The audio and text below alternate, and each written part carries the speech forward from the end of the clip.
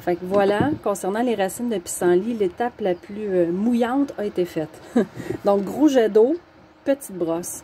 Sous le jet d'eau, on brosse les racines, on nettoie pour enlever la terre. C'est normal qu'il reste du brun un peu, c'est de la nature, OK? On ne peut pas enlever 100% de toutes les impuretés, mais on a quand même fait un bon travail. Vous vous souvenez au début, mes racines étaient vraiment brunes, remplies de terre, et maintenant, elles ont cette belle couleur dorée.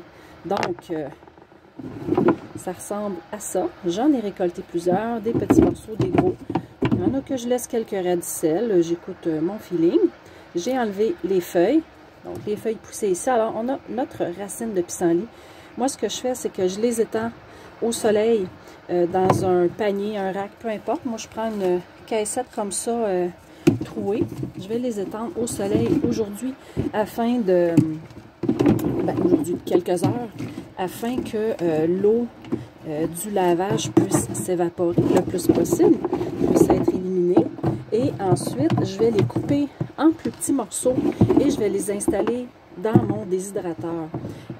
J'ai un séchoir que j'utilise pendant l'été, pendant la belle saison chaude. C'est dans mon garage, c'est un endroit qui est très sec, très chaud. Donc, habituellement, c'est là que je fais sécher mes plantes, fleurs, feuilles et tout pendant l'été, le printemps et début d'automne. Étant donné que présentement, c'est pas assez chaud, je vais devoir utiliser mon déshydrateur pour m'assurer vraiment que la racine soit séchée jusqu'au centre, parce qu'on a quand même un bon diamètre, là. Je vous montre ici, j'en ai une plus petite. Ça, par exemple, c'est un diamètre qui pourrait être pas si mal et qui va quand même bien sécher. Donc, celle-là, je pourrais la laisser intacte. Je pourrais la couper en plus petits morceaux aussi. Ça se coupe bien, vous avez entendu le bruit? Je pourrais aussi en manger. Vous savez, ça se mange des racines. C'est particulièrement amer.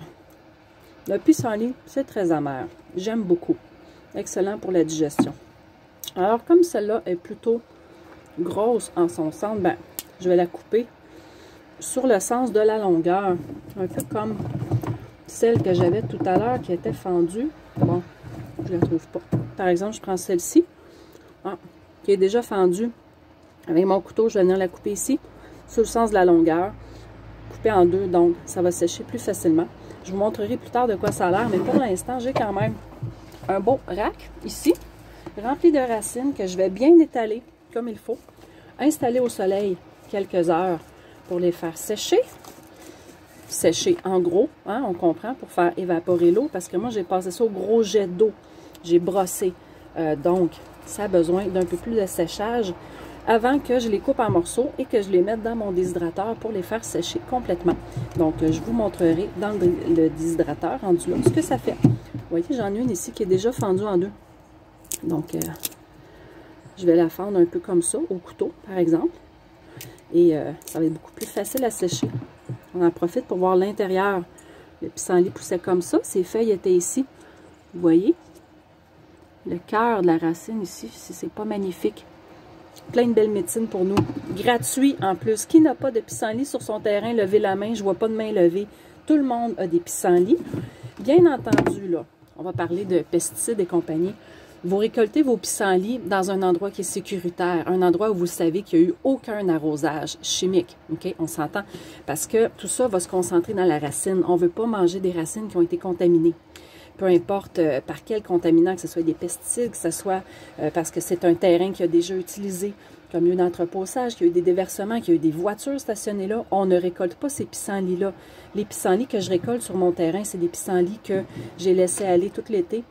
Et je sais qu'ils ont poussé sans aucun engrais chimique, sans aucun pesticide et quoi que ce soit. Alors, on s'assure de récolter des pissenlits propres qui viennent d'un lieu, en fait, qui est vraiment sain, où il n'y a pas eu de déversement ni de produits chimiques. Voilà, belle médecine gratuite que je vous invite à découvrir. Et je vais vous mettre plus d'informations en lien par rapport aux pissenlits. C'est le temps de récolter, c'est l'automne. Il fait encore très beau.